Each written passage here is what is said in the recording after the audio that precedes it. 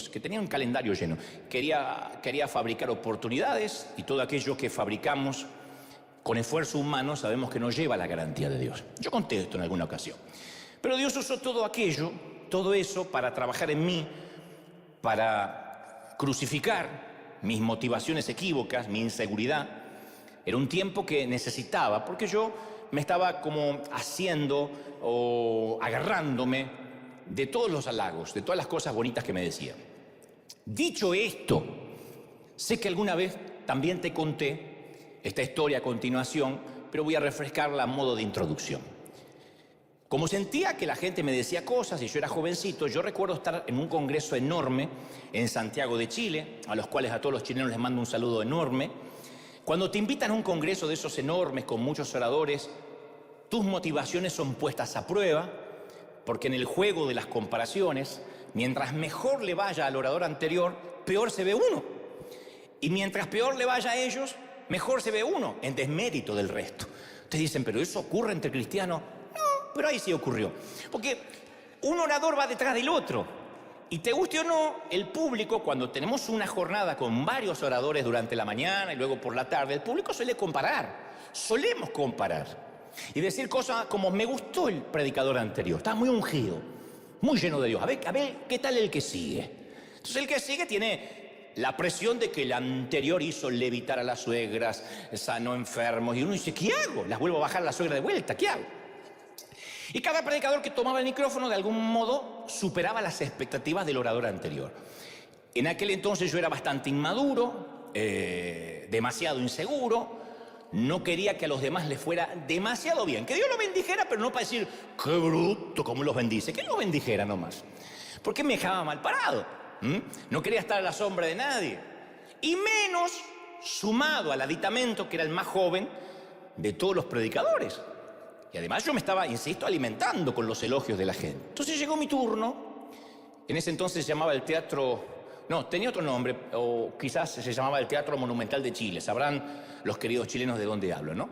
Hice lo mío, sentí que la gente quedó feliz, prediqué, transmití lo que en ese momento creía que Dios había puesto en mi corazón, pero luego de mi conferencia pasó el siguiente predicador y literalmente me destrozó en público durante la siguiente hora. Él dijo cosas como, no entiendo que en estos congresos serios, y miró a los anfitriones y le dijo, invitan a estos argentinitos sin experiencia. Hasta lo de sin experiencia me lo aguanté, lo de argentinitos me dolió. Tenía dicho argentinazos. Luego agregó estos muchachos, literalmente, no estoy exagerando ni un ápice. Estos muchachos, como el que acabamos de escuchar, se creen los grandes ungidos, pero déjenme decirles que en unos pocos años van a ser como la nada. Porque son una moda, porque estos muchachitos son fuegos de artificio que llenan estadio a bases de emociones baratas, etcétera, etcétera. Eso fue lo más suave que dijo esa mañana en Chile, literalmente. Yo nunca había visto tanto antagonismo en alguien. Nunca había visto tanta tirria, en alguien que no me conocía, tanto enojo. No quiero decir odio, pero tanto enojo al menos, ¿no? Fue tan duro, tan explícito, que el anfitrión, el querido Fernando Chaparro, que a lo mejor si está mirando o su familia debe recordar el incidente, aunque pasaron muchos años, Fernando Chaparro estaba al lado mío, me puso la mano sobre mi rodilla y me dice, con su tono chileno, no te preocupes antes que tú vas a forjar tu carácter. Te preocupes antes que tú vas a forjar tu carácter. En ese momento uno no quiere esos consejos, pero te lo agradezco porque era lo que Dios estaba haciendo. Pero en ese momento decía, ¿cómo? ¿Cómo? Si es una vergüenza, es una humillación pública. Pero él me dijo, Dios va a forjar tu carácter mediante esto. Y luego, con el transcurrir de los años, para no dejar la historia inconclusa, ese mismo predicador que masculló todo tipo de epítetos y adjetivos contra mí en público, terminó invitándome a su país, a su propia iglesia. Y por supuesto que fui. El argentinito fue. Y el argentinito y el caballero fuimos a cenar juntos.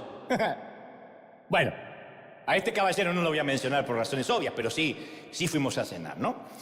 Pero aquel día me hizo acordar aquella historia donde una vez un estudiante del seminario subió a predicar con mucha confianza, muy petulante, y bajó humillado porque le fue mal.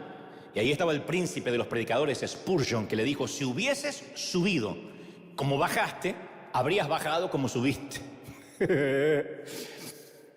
No lo diré otra vez porque el que lo entendió, lo entendió. Entonces, mientras no estemos crucificados a las opiniones de los demás, mientras no estemos crucificados a la opinión que el resto tiene de nosotros, no vamos a poder cumplir con nuestro destino. Y ese día, hace muchos años, y agradezco que fue en ese momento, y no ya cuando fui más maduro o más grande, yo aprendí que no era tan talentoso como me decían las hermanas.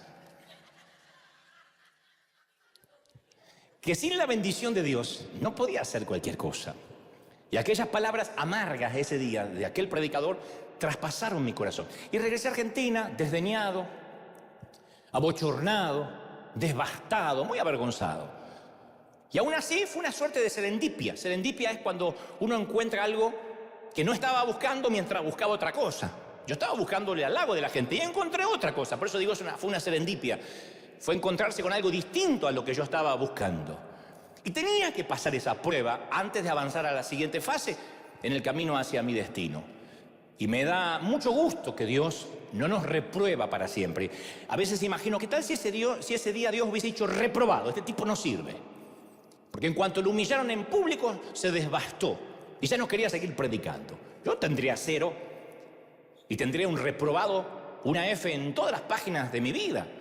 Pero cada vez que nosotros fallamos, Dios no nos reprueba, sino pone rehacer, rehacer. Yo tenía una maestra que decía rehacer, de vuelta, rehaga, vaya de vuelta, y nos ponía en rojo rehaga. El Señor nos permite volver a tomar la prueba hasta que la pasamos. En la vida con el Señor es así. ¿Por qué? Bueno, porque solamente cuando pasamos bien la prueba es que podemos entrar al destino con Él, el que Él preparó, los sueños que Él planificó para nosotros. Entonces rehacer, rehacer, rehacer. Él tiene una paciencia.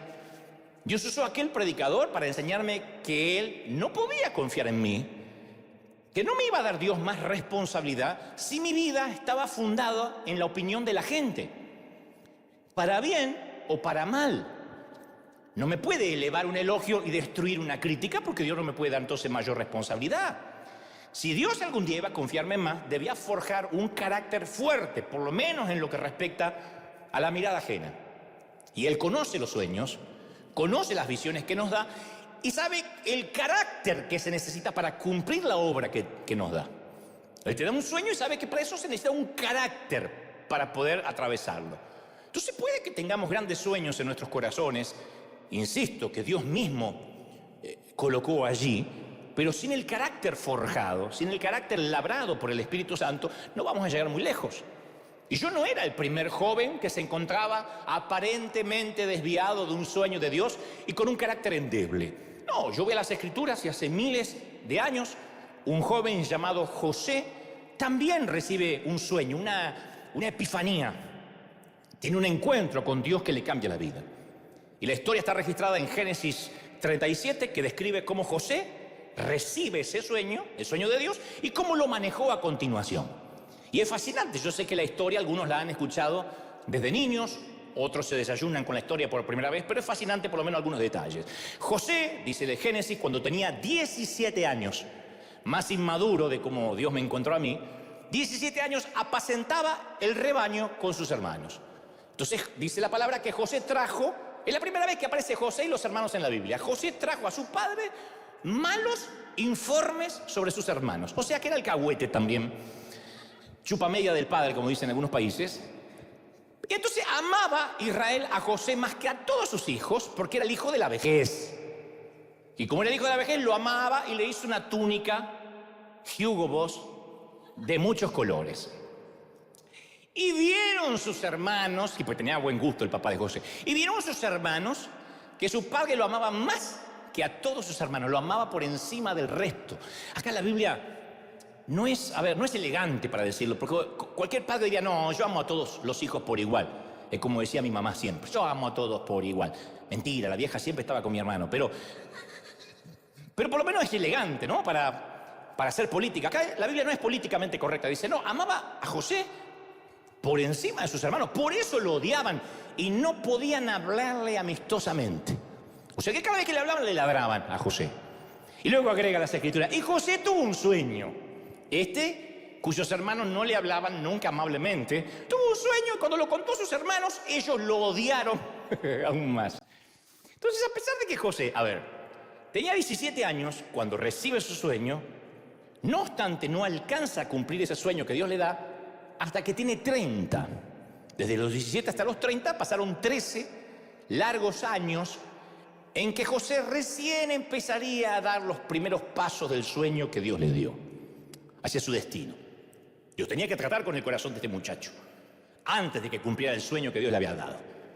Y la Biblia dice que José apacentaba el rebaño con sus hermanos y, como te dije, trajo un mal reporte de sus hermanos al padre. Y yo pensaba, porque se nos escapa ese episodio, ¿por qué trajo un mal reporte de sus hermanos? ¿Por qué él es el encargado de pasar un reporte para empezar?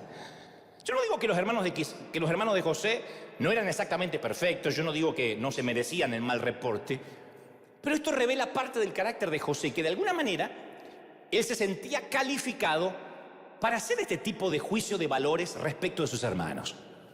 Cuando uno juzga el comportamiento del resto ajeno, eso revela cierto problemita en el corazón.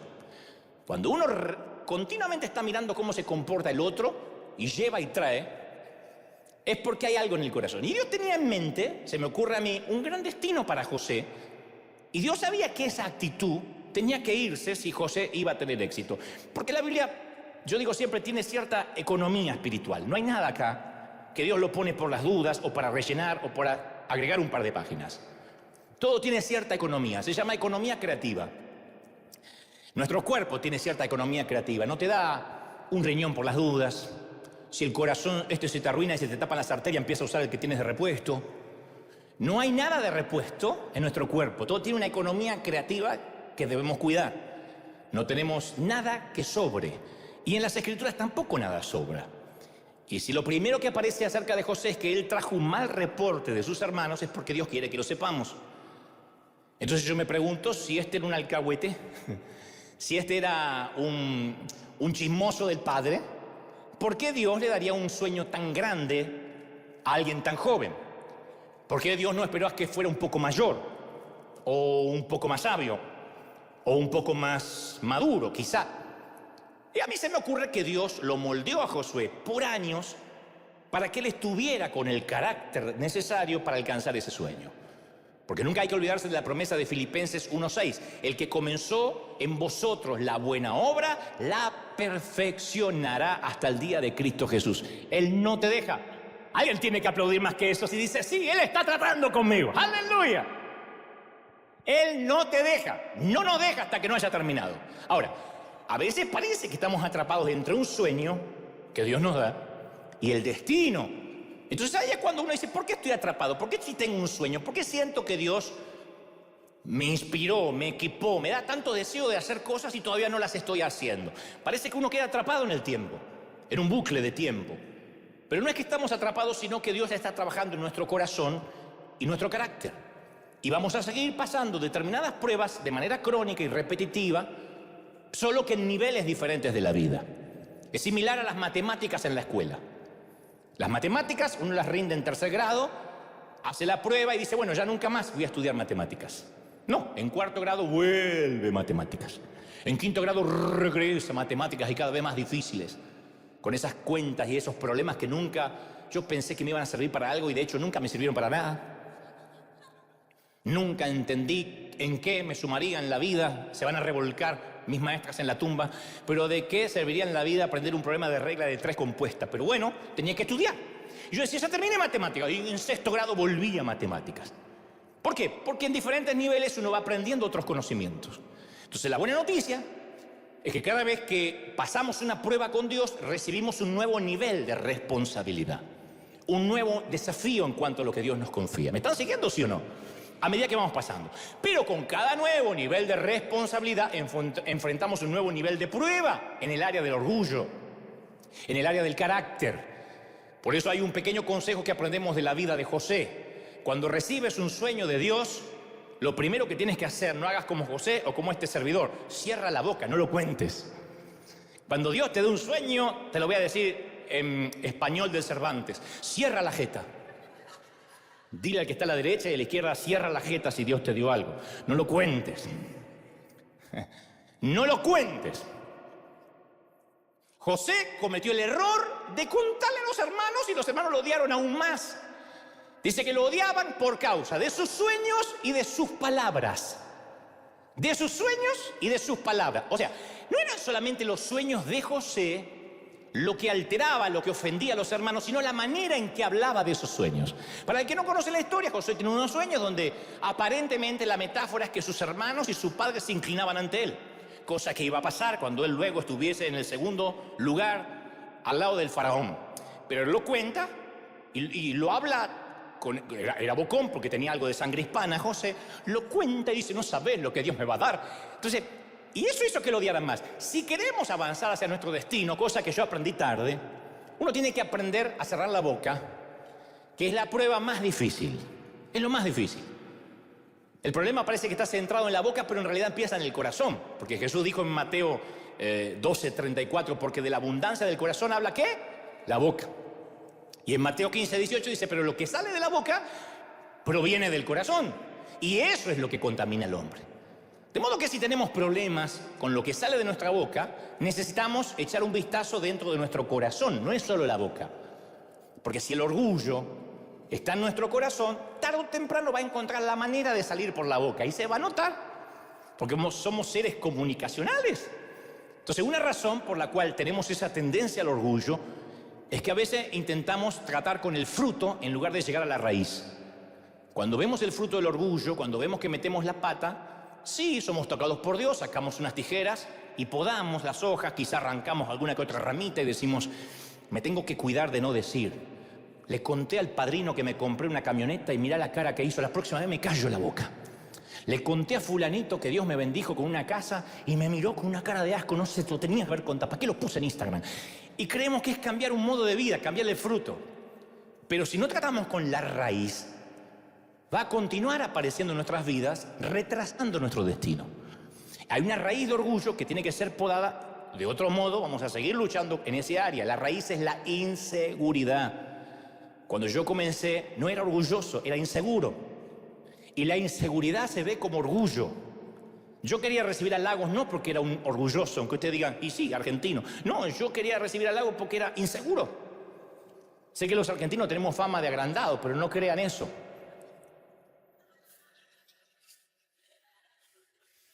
Había una tumba en Argentina que decía, aquí yace un argentino y un hombre humilde.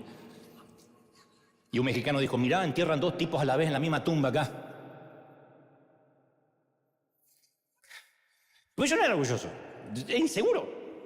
Muéstrame a una persona que se ve orgullosa y yo te voy a mostrar a una persona que en realidad es completamente insegura de lo que tiene, de quién es. La inseguridad es el combustible de la vanidad. Es la inseguridad, esa es la raíz, eso es lo que hay que ver. Eso es lo que Dios tuvo que sanar conmigo, porque para escuchar un predicador que hablaba literalmente de mí, no es que a lo mejor por elevación trató de hablar de ti. Él dijo, estos argentinitos, no bien yo abandoné el estrado. Para soportar eso, uno tiene que estar seguro. Eso, un inseguro, como era yo, me liquidó. Porque la inseguridad nos hace sentir que tenemos que hacerle saber a todos quiénes somos y lo que hemos logrado. Que sepan exactamente cuán especiales somos. Y detrás de esa inseguridad está el miedo, el temor a que no nos acepten, a que no nos valoren, a que no nos estimen. Por eso cuando los inseguros tienen que abandonar un ministerio, porque a veces Dios lo pide, a veces Dios nos cambia de dirección, nos cambia de directriz. Los que están inseguros, al recibir un cambio de Dios, sufren una crisis importante. En cambio, el que sabe quién es en Cristo, nada cambia, porque su mundo interior sigue estable, sigue estando igual. Pero aquellos cuyo mundo interior está en desorden, como me pasaba a mí cuando era más joven, tienden a vivir una confusión acerca de su identidad. Yo ese día dije, soy un fraude, soy un fiasco, no predico nunca más. Literalmente dije, no predico más. No voy a pasar esta vergüenza nunca más en mi vida. Y eso porque a mí me costaba separar lo que yo hacía con quien yo realmente era. Entonces, cuando uno no lo puede separar, no podemos creernos nosotros, bajo ningún punto de vista, que somos tan exitosos y somos tan felices como mostramos en Instagram o en las redes. Nosotros no somos una foto con filtro. Nosotros tenemos arrugas, varices, estrías, celulitis. Que no se vean es otra cosa. Pero no somos lo que mostramos en las redes. Cuando olvidamos quiénes somos, comenzamos a distorsionar nuestra verdadera identidad. Y eso es porque tomamos identidad, asignamos identidad respecto a lo que hacemos. Pero hay un defecto en esa lógica, que nuestros logros no son lo que nos hacen valiosos. Lo que hacemos para Dios no nos hace valiosos. Los sueños, aunque provengan de Dios, no nos dan valía, no nos definen.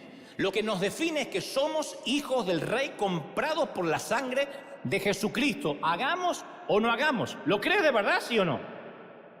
Esa es nuestra identidad. Eso es quienes somos. ¿Quién eres? Alguien comprado por la sangre de Cristo. Entonces uno tiene que afianzarse. Parece una obviedad, parece infantilismo, pero lo olvidamos. Es lo que nos llena apenas llegamos al camino de Cristo y después nos deja de llenar. No nos alcanza haber sido salvos. Pero uno tiene que afianzar, fundamentar su identidad en eso. ¿Me están siguiendo, sí o no? No sé si notaste esto, pero nunca el presidente de la Unión Americana, de los Estados Unidos, tiene que decirle a la gente que él es el presidente. Ya sabe la gente. Yo no me imagino al presidente diciendo, ¡hey, hey, hey, hey! Soy el presidente, el comandante en jefe de las Fuerzas Armadas, el líder del mundo libre, el hombre más importante del país más poderoso del mundo. No anda diciendo eso. Jesús tampoco tuvo que decirlo. Nunca dijo, este soy yo necesariamente. Cuando Satanás tienta a Jesús en el desierto, lo primero que hace Satanás es tratar de poner duda respecto a su identidad. Mateo 4:3 dice, si eres el Hijo de Dios, demuestra que eres el Hijo de Dios, demuéstralo. Y tienta a Jesús para que hiciera un pequeño milagro. Si eres el Hijo de Dios, pasó lo mismo en la sinagoga. Si eres el Mesías, repite lo que oímos que hiciste en las bodas de Caná. Pero Jesús le responde al enemigo, escrito está, escrito está, escrito está. No le dijo, claro que soy el Hijo de Dios. ¿Qué te pasa, flaco? ¿Sabes quién soy yo? Agua, aceite, líquido. Te voy a decir un par de cositas de quién soy yo. No le dijo eso. En lugar de eso nos dio un hermoso ejemplo de seguridad. Él se afianzó en la sencilla verdad de las palabras de su Padre. Y todo lo que espera de nosotros cuando somos tentados por la inseguridad es volver a lo que nuestro Padre ha dicho de nosotros y apoyarnos en esa verdad. ¿Qué dice Dios que eres? ¿Quién dice Dios que soy? Jesús no tenía nada que probar acerca de sí mismo. Por eso hay dos armas poderosas, dos armas que yo aprendí con dolor y te las voy a regalar por la misma ofrenda. Las dos armas, mira, saber quiénes somos y saber quiénes éramos. Eso es el remedio contra la inseguridad. Saber quiénes somos y saber quiénes fuimos. Primero hay que saber quién uno es. Es fácil estar seguro porque nuestro Padre dice que nos ama y me importa un cuerno si los demás lo saben o no. A mí el Señor me ama. ¿Cuánto te ama, princesa, el Señor? ¿Te importa un cuerno que ni tu marido lo sepa? ¿Cuánto te ama el Señor? ¿Cuánto te ama, príncipe, el Señor? Eso te afianza, ¿sí o no? Esa es la muerte del 50% de la inseguridad. El otro 50% es recordar quiénes éramos antes de que Él nos adoptara. Porque no nacimos en el palacio. A ver, nadie nació en Buckingham acá. Vinimos al mundo como mendigos, siempre plebeyos de una aldea perdida.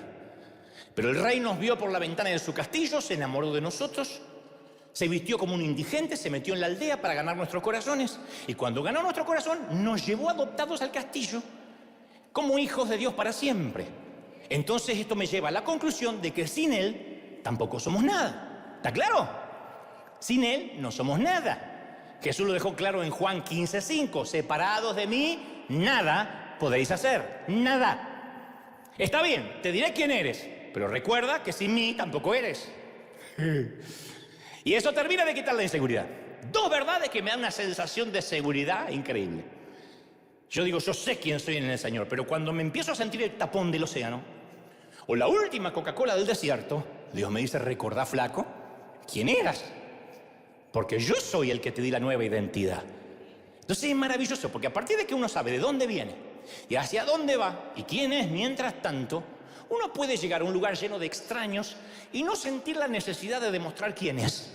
Uno se siente más importante que cualquier actor, que cualquier ganador del Nobel, del Pulitzer, porque era mendigo, Dios me hizo príncipe, sé quién soy, y eso hace que yo camine pechito de paloma por la vida, como caminaba Maradona, así, seguro de mí, sabiendo de dónde Dios me sacó.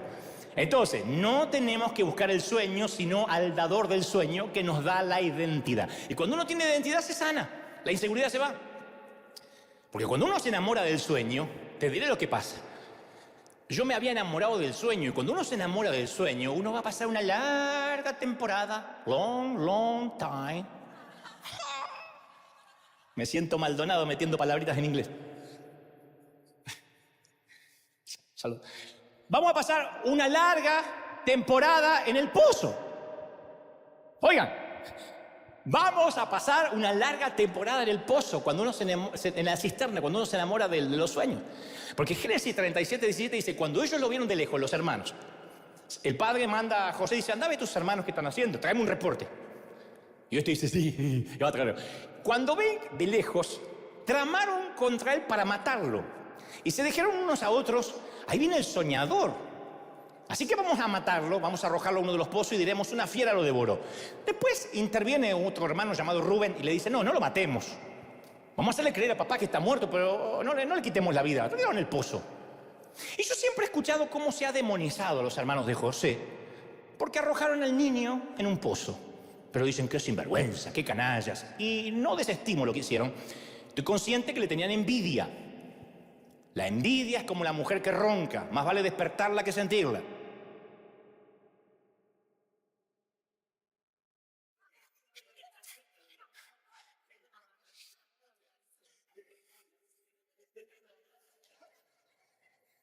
Te la tiro para que la guardes en tu corazón.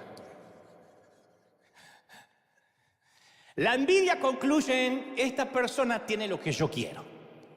¿Ah? Yo quisiera tener su inteligencia, su apariencia, o su ministerio, o su pareja, o su clase, o su dinero. Como yo no puedo tenerlo, yo quisiera que él no lo tenga. Eso es la envidia. Es la bilis tóxica. Es el patógeno pernicioso, pestilente, pútrido, que enferma el cuerpo de Cristo. Si nosotros en la iglesia no damos nada, van a poner en las redes, se llenan los bolsillos con el evangelio. Si salimos a dar, que no sepa tu izquierda lo que da tu derecha. Si nos va bien, en el caso mío, si me va bien, y se fue porque están los dólares allí. Si me va mal, eso le pasa por irse. Entonces, envidia es el deseo no consumado, sumado al resentimiento. No nos gusta ver en el fondo a alguien que le vaya demasiado bien en desmérito de nosotros. Y más si a él le va bien en algo que nosotros fracasamos, o lo que es peor, en aquello que nunca intentamos siquiera hacer. Y el apóstol Pablo dijo, alégrense con los que están alegres. Uno diría, ¿de verdad necesitamos ese consejo casi básico? Alégrense con los que se alegran, lloren con los que lloran, dijo Pablo. Sí, es necesario ese consejo, porque la envidia me hace llorar cuando otros se regocijan. Y me hace regocijar cuando otros lloran y le va mal. Así de cruel es la envidia. Viste, yo sabía que le iba a ir mal. Y me regocijo porque al otro le fue mal. Y complacer a la envidia es como querer calmar la sed con agua de mar, con agua salada. No obstante, cierro el paréntesis de la envidia de los hermanos de José, yo por un ratito quiero ser el abogado del diablo y defender un ratito a los hermanos de José, o al menos demostrar que no son tan culpables como se ve a primera vista de las desgracias de José. Primero hay que convenir, a ver si estamos de acuerdo en esto. No voy a insultar vuestra inteligencia, así que sé que van a entenderme. Hay que convenir que no podemos avanzar hacia nuestro destino, al menos que salgamos de un pozo, del pozo en el que caímos. Los hermanos de José lo meten en un pozo. No lo matan, lo tiran allí y le hacen creer al padre que murió. Ahora, si queremos salir de los pozos de la vida, es importante entender por qué caímos en el pozo, si no, no vamos a salir. Hay muchas razones por las que terminamos en pozos, no importa en cuántos pozos estés ahora. Podrías estar, de hecho, en varios pozos a la vez. Podrías estar en un pozo respecto a tus finanzas, nunca sales de ahí, siempre endeudado, pagando el mínimo de las tarjetas y viendo qué impuesto vas a pagar, cuál no pagas, cuál es el servicio que no te cortan sin pagar. Podrías estar viviendo en un pozo en el matrimonio, en algo que no se arregla nunca. En un pozo en el ministerio, no ves fruto a pesar de años de esfuerzo, o en un pozo en tu salud. Sales de algo y te metes en otra cosa. Terminó la tos y empieza la fiebre, terminó la fiebre y te descubren otra cosa. Y sientes que estás en una cisterna en cuanto a tu salud. Entonces, señores, la pregunta no es si Dios puede librarnos o no del pozo. La pregunta es si comprendemos antes que nos libre por qué caímos en el pozo. Y ustedes dirán, ¿y por qué voy a caer? ¿Porque mis hermanos me tiraron? Y esa mentalidad de víctima que se adopta en la actualidad es culpar siempre a los demás de nuestros problemas. Y entonces le damos a los demás la autoridad para sacarnos del pozo. Si los demás fueron culpables de tirarme ahí, son los únicos que también pueden sacarme de ahí. Le estoy otorgando un poder al otro cuando me pongo en víctima. Si fue tu esposo, tu esposa quien te lastimó y la culpa es de él, entonces le estás dando un poder que así como te lastimó es el único que podría sanarte. Es fácil culpar de nuestro problema o nuestro pozo a nuestros padres, a nuestros cónyuges, al pastor o hasta al gobierno.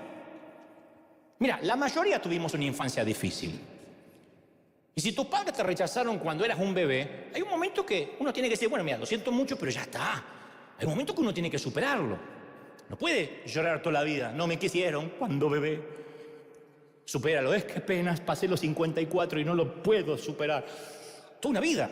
Entonces, hay momentos que hay que dejar ese incidente atrás y mirar hacia adelante. Aun cuando los pecados de la familia fueron los que te arrojaron al pozo. Ellos no son los responsables de que estés en ese pozo, ya no. ¿Cuánto voy a culpar yo a mi papá? Mi papá era un alemán frío. Mi mamá estaba enferma cuando yo era chiquito. Ya está, lo puedo contar para bendición de la gente, para ver cómo la resiliencia o uno puede salir adelante con la ayuda de Dios, pero ponerme en víctima, ¿cuánto tiempo? Somos los únicos responsables de salir del pozo. Del pozo económico, del pozo de la salud, del pozo matrimonial, del pozo ministerial. ¿Me están siguiendo, sí o no? Entonces conozco mucha gente que siempre el problema es los demás. La gente me envidia. O sea, no es la forma en que actúo, no es la forma en que yo me comporto, no es la forma en que hablo, no es la forma en que trato a los demás. No, los demás están contra mí. ¿De verdad? No soy responsable de nada. Mis hermanos me odian y me detestan porque simplemente tengo una túnica de colores. ¿De verdad? ¿No sumé nada a esa túnica? Entonces uno necesita considerar si somos el problema, si somos parte de la razón por la que estamos en el pozo. Yo podía haberme enojado toda la vida con el hombre que habló mal de mí en Chile. Sinvergüenza, Satanás, ya Dios te va a crear una pierna, 2 suegras te va a mandar. Yo podría haberlo maldecido. Y reconozco que me enojé. Pero en un momento tuve que desviar el eje y decir, ¿qué quiere Dios enseñarme? ¿Por qué me hizo mal? ¿Por qué me liquidó? ¿Por qué me destruyó? ¿Por qué dependo de lo que dice un hombre que ni siquiera me conoció nunca ni jamás tomó un café conmigo? O sea, diré esto, nunca saldremos del pozo hasta que dejemos de culpar a nuestros hermanos por habernos arrojado al pozo. José tenía la oportunidad perfecta para desarrollar una mentalidad de víctima.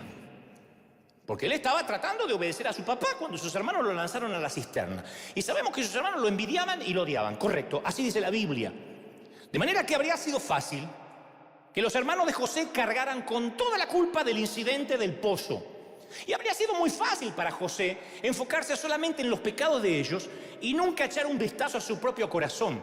Pero José, vaya caramba, que también contribuyó al problema. No me digas que estás en un pozo financiero porque una vez te estafaron y ahí hizo un efecto dominó. En algo contribuiste al problema, en haber elegido mal al socio, por ejemplo.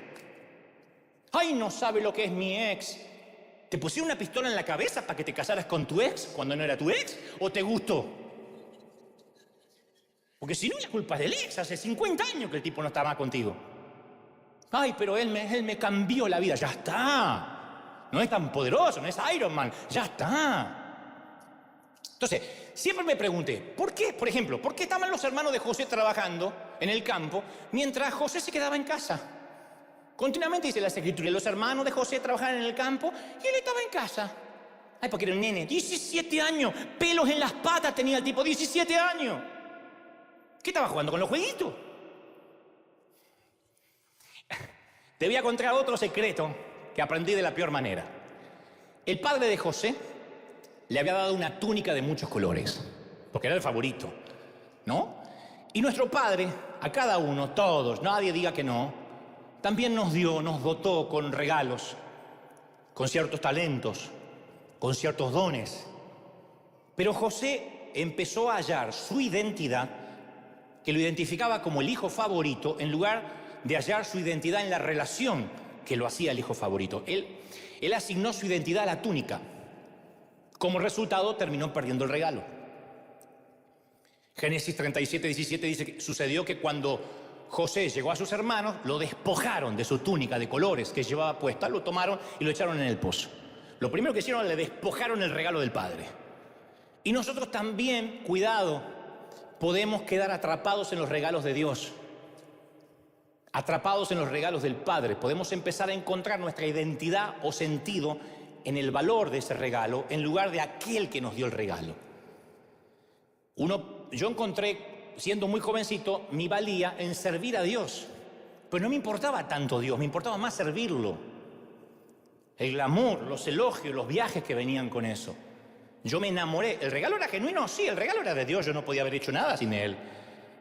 Pero me enamoré tanto de la túnica de colores que ya no me importaba quién me la había regalado, era mi túnica. Y cuando uno hace eso, cuando uno se enamora más de servir que de ser, termina arriesgando con perder ese regalo. Ahora te voy a aclarar algo importante. El Padre que le dio el regalo no fue el que se lo quitó. No te estoy diciendo que Dios te quitará un don. José perdió su túnica por medio de sus propias acciones. Él lo perdió porque estaba orgulloso de lo que esa túnica representaba. Entonces, cuando Dios nos da regalos, Él tampoco nunca nos lo va a quitar. Nunca. La Biblia dice que los dones y el llamamiento de Dios son irrevocables. La Reina Valera antigua dice que son dones sin arrepentimiento. Romanos 11, 29. Lo que Dios te dio no te lo quitará nunca, nunca. Y si peco, no quitará tu don. Y si meto la pata, no quitará tu talento ni tu don. Es irrevocable. Dios no te da el don y te lo quita, te lo da y te lo quita. No. Sin embargo, nosotros mismos podemos perderlo sin que Él te lo quite. ¿Cuánta gente tiene un don de Dios? Tiene talento, pero no puede usarlo porque su corazón es incorrecto. Haga memoria. ¿Qué pasa si perdimos el don de Dios que Él nos dio por nuestras propias acciones? No que Él lo quitó, lo perdimos. ¿Lo vamos a recuperar? ¿Qué esperanza hay? Bueno, yo te animaría a ver el final de la historia de José. José terminó siendo el gobernador de Egipto, el segundo hombre más poderoso del mundo conocido. Y llegó a ser el segundo hombre más rico del mundo. Así que probablemente tuvo después cientos de túnicas de colores. Dios lo restituyó. Todo lo que perdió Dios se lo restituyó y José recuperó algo mucho más importante que una túnica. José recuperó la relación con su padre. Durante años no tuvo comunicación con su papá, ni siquiera sabía si estaba vivo. Pero después que José aprendió a andar en humildad, Dios restauró su relación con el Padre, no con la túnica. Ese es el propósito de la temporada en el pozo. Que volvamos a las bases y a entender por qué queríamos venir a la iglesia años atrás. ¿Se acuerdan cuando no era servir, cuando no era predicar, cuando no era un micrófono, cuando no era una oportunidad? ¿Se acuerdan cuando solo era agradecer lo que Él nos había dado? ¿Se acuerdan ese que las Escrituras llaman primer amor? Una temporada en el pozo nos pone en un lugar que no podemos salir allí por nuestras propias fuerzas ni hacer nada por nosotros. Ese pozo mundial durante 2020 y 2021 se llamó y se sigue llamando pandemia. Dios metió a las iglesias en una pandemia, en un pozo donde ni los pastores pudimos hacer mucho. Algunos perdieron templos, otros perdieron edificios, campos completos, otros se deprimieron y otros literalmente consideraron el suicidio. Porque toda su identidad estaba en la túnica de colores, no el que se la había regalado. Y la pandemia nos pega un shock. ¿Podrás adorar en tu casa? ¿En el fregadero? Si no puedes ir a la iglesia por un año y meses. ¿Te mantendrás fiel? ¿Leerás las Escrituras aun cuando el pastor no te pida que repitas nada? Y muchos no lo lograron. El pozo los metió en un sitio, los colocó en una situación donde no podían salir por sí mismos. Y eso es bueno, porque al no poder salir por uno mismo tiene que pedir ayuda a Dios. Pero algunos no le piden ayuda a Dios y se dejan morir. Creen que al perder la túnica han perdido al Dios que se las dio. ¿Me están siguiendo, sí o no? Entonces quiero que sepas que no importa dónde estés ahora. Aun si el pozo lo cavaste tú mismo, Dios es suficientemente grande para sacarte de ahí. No es difícil para Dios sacar a la gente de los pozos. Dios se deleita en sacar a sus hijos de los pozos. A eso se dedica. Pero no nos quitará de ahí, no nos sacará de la cisterna hasta tanto y en cuanto nos demos cuenta que es más importante el que nos dio la túnica que la túnica. Hasta tanto nos demos cuenta que la túnica no es una excusa para menospreciar a los que no la tienen. Saúl fue guerrero de Israel, dice la Biblia, tan alto que los demás apenas le llegaban al hombro. Era alto el tipo, ¿eh? Y dice que desde más arriba veía a los demás. Y yo una vez te dije, sí, es lindo, mirar desde arriba tiene su encanto, no me digas que no. Cuando viajas en avión y te toca viajar en business, no me digas que no tiene su encanto pasar por todos los que van a ir en el gallinero allá atrás. Y te sientas delante y pides rápido un jugo de naranja en un vaso de vidrio y lo muestras así porque el otro va a tener vaso de plástico. Y tienes un baño para 8 y atrás hay un baño para 300. Toma. Cuando viajamos a El Salvador para la toma de posesión del presidente Nayib Bukele, que también te lo relaté, el presidente puso todo su aparato de seguridad para mí. No paré en los semáforos, 2 días, no paré en los semáforos, no hice fila, no pasé por seguridad. Llegué al aeropuerto, me estaban esperando por aquí, señor, por aquí, señor. ¿El pasaporte? No hace falta el pasaporte. Oh, ¿paso por seguridad? No, dije, ¿por qué no traje más cosas? Pero no tenía que abrir puertas, ¿de verdad? Iba a abrir la puerta y me la abrían la puerta. No cargué maletas. Me agarraron las maletas y desaparecieron, ya están en su lugar. No entraron a vestirme porque soy pudoroso, si no me hubiesen vestido. Me pusieron custodia, motos, un ejército que me abría paso. Yo iba. Por un par de días fui el segundo a bordo del Salvador. Tomá, por 2 días. No sabés lo que era. El único más importante que yo en El Salvador era el presidente electo. Porque yo iba a orar por el presidente, así que me pusieron todo el aparato gubernamental para mí. Saludé al presidente saliente, le dije, vamos, así nos vamos apurando, rápido. Lleva muchos años, ¿eh? Vamos que tenemos con Nayib que tomar posesión. Bueno, y yo pensé, yo puedo acostumbrarme a esto. ¿Sabes lo que es? Que el GPS te muestra que hay 40 minutos de tránsito. Yo digo, pero son 40 minutos, no vamos a llegar. No, está toda la custodia allá afuera. Literalmente, 4 minutos llegamos. Las motos iban haciendo pateando a la gente. Bueno, yo no me alegraba que las patearan, pero digo, me sentía como en un boliche, así, tirando. Y después seguí acá. Ni al carpool pude ir, porque venía solo.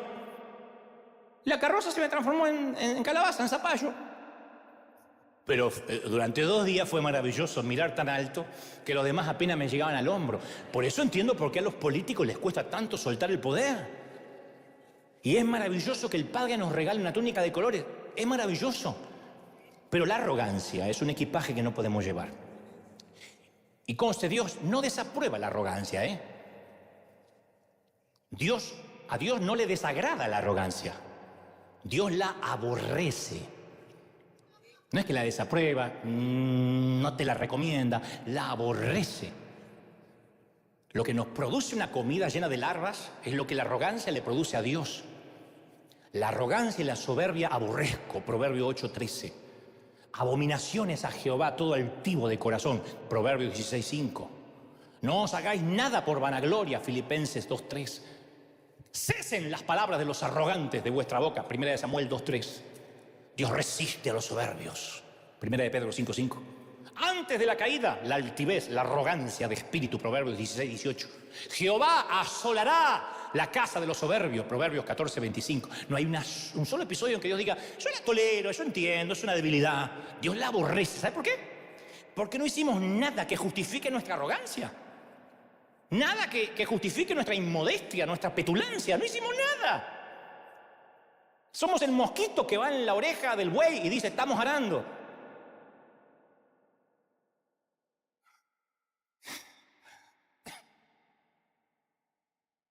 O que va en la oreja del elefante y dice, nos pasamos por arriba.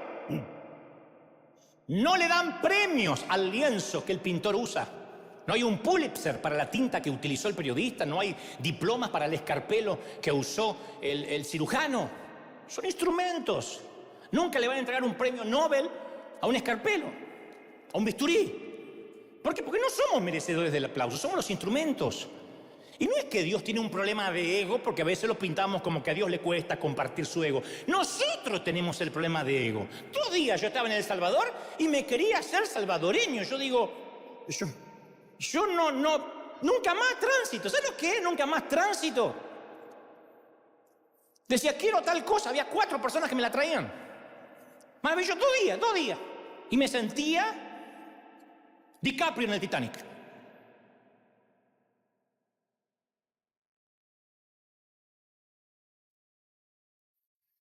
Él sabe que no podemos administrar la túnica de colores. Él sabe que el elogio nos atrofia el cerebro y torpemente pensamos que se trata de nosotros y olvidamos que somos polvo, que somos rescatados del pecado. Por eso dije, a ver, te va a sanar quién eres en Dios, perfecto, pero también tienes que recordar quién eras sin Dios. Porque cualquiera que se enaltece será humillado y el que se humilla será enaltecido, San Lucas 14:11. Entonces, con la misma intensidad que Dios aborrece la arrogancia, ama la humildad. Le da honra, dice, a la honra la precede la humildad. Le da sabiduría, dice, a los humildes, con los humildes está la sabiduría. Nunca van a ver ustedes un tipo sabio y orgulloso. Porque si es sabio y orgulloso, alguna de las dos cosas son falsas. Es como decir, es reggaetonero y hace buenas letras. Una de las cosas son falsas, o no es reggaetonero o las letras no son de él. Le da dirección, enseñaré a los mansos su carrera. Le da gracia, Dios le da gracia a los humildes. Le da belleza, dice, hermoseará a los humildes con la salvación. Nunca dice hermosearé al orgulloso. Y Dios ofrece para cada uno gozo. Dios nos da una cuota de alegría. Pero como una vez te conté, uno puede ir a un congreso, a un concierto, conforme lo que te gusta presenciar, y tener el gozo del oyente. Uno puede ir a un estadio de fútbol a jugar a Messi, a Ronaldo, pero sufrir porque uno no es Messi ni Ronaldo. O compartir el gozo del jugador o del orador. Uno puede ir a un congreso profético, a una iglesia y decir, yo quiero ser como él, o como ese cantante. Pasa el hombre en el fútbol, en la oratoria, en la dialéctica, en la música, y comparte su don, y todos nosotros agradecemos por prodigar ese don, por compartirlo con nosotros. Sin embargo, hay una forma de perderse el gozo de ir a un concierto, de ir a un partido, de ir a una iglesia, y es desear que fuera uno el que está en la cancha. Y capaz que algún día voy a estar en la cancha jugando, pero ahora no es mi temporada. Y te lo digo por experiencia. Yo iba a grandes cruzadas y las disfrutaba, pero después me amargaba porque yo quería ser el predicador y Dios tenía que tratar con ese corazón equívoco. Porque uno se empieza a comparar con la alegría que tiene Él. Y luego llega esa sensación de ansiedad, de vacío, que mientras mayor sea el don de esa persona, más pequeño nos sentimos, en vez de disfrutarlo. Y uno se pierde la temporada de oyente, de espectador, por querer estar ahí. Y todavía no nos toca estar ahí. Hay momentos en la vida que no nos toca estar ahí. Y nos perdimos el disfrutarlo. Nunca conté en detalle lo que te diré a continuación, pero estuve meditándolo ayer y sé que hace a la historia. Y quizás nos va a ayudar a comprender más lo que trato de decirte. Hace unos años comisionamos a alguien para que trabajara a mi lado. Y al principio este caballero no cabía en su agradecimiento. Fue hace muchos años. Lo que él dijo fue, solo espero estar a la altura de tamaña responsabilidad. Estar al lado tuyo, trabajar, no sé si lo lograré, pero haré mi mayor intento. Y con el correr de los meses, ni siquiera los años, yo empecé a notar que él solía maltratar a otros. Y eso no lo aprendía de mí. Tengo muchos errores, pero no soy un maltratador. Ni siquiera alguien que trata a la gente con lo que se llama ahora destrato, que es ignorar. Pero no era lo peor que él maltrataba a gente, sino que yo notaba que lo disfrutaba. Que la cuota pequeña de poder que tenía, que manejaba, lo estaba afectando. Y luego empecé a notar cómo su carácter iba mutando y entonces más tarde empezó a ocultar información, que es la manera que tienen las personas inseguras de manipular al entorno. Si yo me voy, esta computadora no la maneja nadie sabe cómo encenderla. Si yo me voy, nadie tiene la llave de este sitio. Si yo me voy, la caja fuerte la tengo yo. Si yo me voy, dicen que la información es poder. Y entonces empezó a tener secretos, a usar contraseñas que solo él conocía, a pedirle a mi entorno que no me contaran todo lo que estaba sucediendo en el campus. Y un día, él estaba muy malhumorado, maltratando gente delante mío. No eran empleados de él, no eran subalternos que dependían de él. Así que decidí confrontarlo, lo invité a sentarse dentro de mi automóvil porque estábamos lejos de la oficina y le dije, no nos vamos a ir de aquí hasta tanto me digas qué está pasando en tu corazón. Mira, yo he notado que has cambiado notablemente. Que no eres el mismo hombre que yo conocí hace unos años atrás. Quiero saber si soy yo el culpable. Y entonces hubo un largo silencio, seguido por un suspiro eterno. Y yo creí que confesaría algún pecado oculto. O quizá me diría que necesitaba una mejora en su salario. Pero nada, ni en 1.000.000 de años me preparó para lo que iba a decirme. Nunca olvidé aquel momento porque fue como un low motion, en cámara lenta. Me dijo, ¿quieres que realmente te abra mi corazón? Le dije, nada me gustaría más. Y te doy mi palabra que puedes decirme lo que sea. Y entonces lo escupió. Me dijo, no sabes lo duro que es para mí y para mi esposa trabajar en la iglesia y ver que el que aparece en la página web eres tú.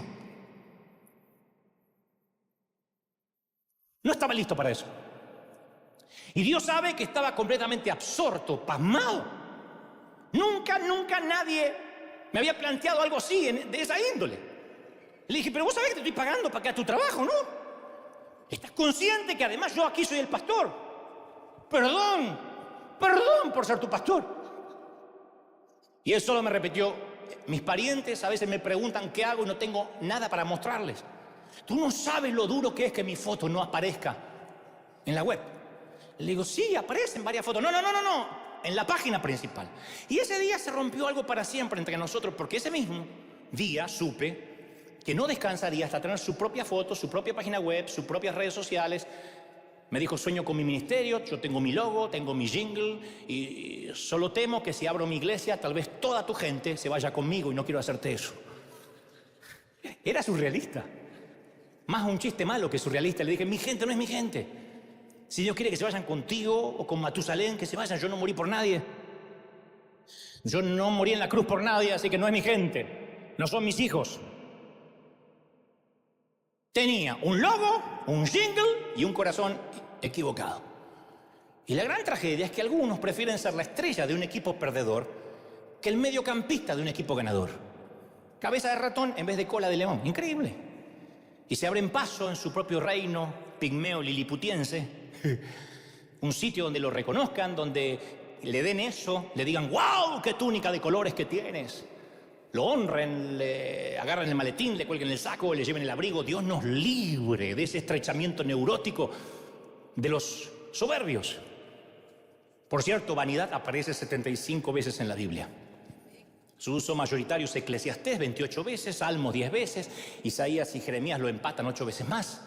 Y en los Salmos vanidad se usa como adjetivo de pasajera, mortal, perecedera, débil.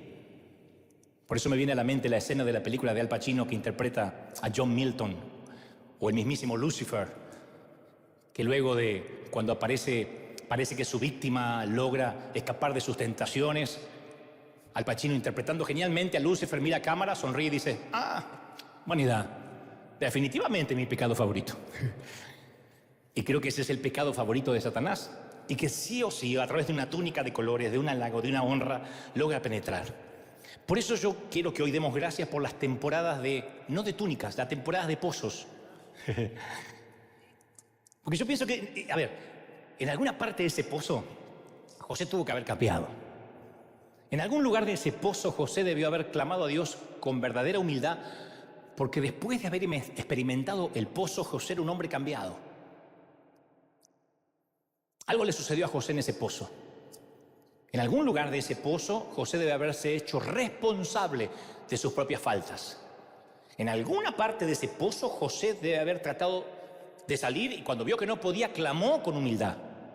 En algún lugar del pozo, José debe haber dicho, necesito que me perdones. Soy un petulante. Obra en mi corazón. No quiero más ser un tipo inseguro, porque ahora no tenía más túnica de colores. Y ahí empezó a cambiar la situación de José. Y ahí las cosas se empezaron a alinear en dirección al destino que Dios había preparado para él. Mucho antes de que José fuera lanzado en el pozo, Dios tenía un plan para sacarlo de ahí y llevarlo a su destino. Lo que los hermanos hicieron para hacerle daño, Dios los usó para bien. Lo reconocerá José más adelante. Pero cuando nosotros nos humillamos a nosotros mismos y clamamos a Dios de corazón, Él nos libra del pozo en el que estemos. ¿No será que no sales del pozo financiero porque todavía sigues culpando a alguien por ese pozo? Yo no puedo culpar a mis hermanos ni a mis padres, ya no. Son experiencias, las agradezco, pero hay un momento que un hombre y una mujer tienen que hacerse responsable de la vida que tiene. ¿Sabes? Pasaron muchos años desde aquel incidente de Santiago de Chile. Y en ese entonces no existían las redes sociales. Hoy entiendo que Dios me estaba dando una probadita de lo que iba a venir. Aquel incidente me arrojó a una cisterna húmeda.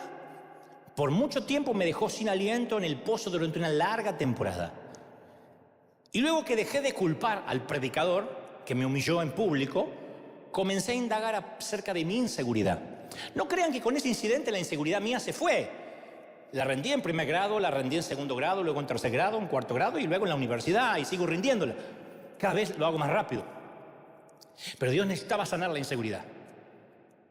Y la primera vez fue cuando me di cuenta que mi inseguridad me había llevado hasta ahí. Y descubrí que Dios no me iba a dar ni delegar mayor responsabilidad en tanto fuera adicto a la aprobación o a los elogios.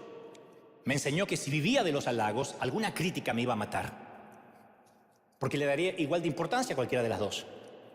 Y con el correr de los años el Señor me regaló cuero de rinoceronte, piel de paquidermo. Después de aquella temporada el Señor me sacó del pozo y como a José me llevó al palacio. Y desde ese entonces tengo muchos errores, muchos, pero en cuestión de inseguridad reconozco que he volado por fuera del radar de la mirada ajena. Ponte un cuerno, de verdad, no es que ando groseramente por ahí, pero me importa un cuerno. Fíjate lo que piensa fulano de tal, no le agradaste a menganito, no podría hacer nada. Y durante estos años he transitado solo pensando en el auditorio de una sola persona, de Dios, viéndome. Porque si le temo a Dios no le temo más a nada, ni le temo a nadie. Y eso de algún modo me ha hecho indestructible. Desde luego, insisto, tengo muchos defectos, desde luego. Dios está lejos de terminar conmigo, como contigo. Pero te doy mi palabra que ya no le otorgo al enemigo el gusto de hacer uso de su pecado favorito. El Señor me ha hecho libre y te quiere hacer libre en esta mañana. Dale un aplauso al Señor de señores, dale un aplauso al Rey de Reyes. Celebra al Rey que está en casa, bendito eres. Vamos, ponte de pie y dale un aplauso grandioso que se escuche en el resto del continente, en América, Asia, África, Europa, Oceanía, que lo escuche España, que lo escuche la República Argentina, que lo escuche México, que lo escuche El Salvador, Colombia, Honduras, Dominicana, Perú, Paraguay, Uruguay. Ese aplauso tiene que escucharse en todo el continente. ¡Bendito sea Dios! Di conmigo, junto con miles del otro lado, di conmigo: Señor Jesús, fuerte, te recibo en mi corazón, perdona mis pecados, entra en mi vida, sana mi inseguridad. Ahora, anota mi nombre en el libro de la vida. Vamos, levanta las manos, quiero orar por ti. Termina enero, ¿y qué tal si Dios te regala ahora el saber la razón por la que has estado en ese pozo, y al ver la razón también te regala el salir y continuar hacia tu destino? No va a ser fácil lo que te queda, José. Aún te espera la acusación de la esposa de Potifar y la cárcel, pero tu destino está marcado por Dios. Terminarás en el palacio administrando los graneros de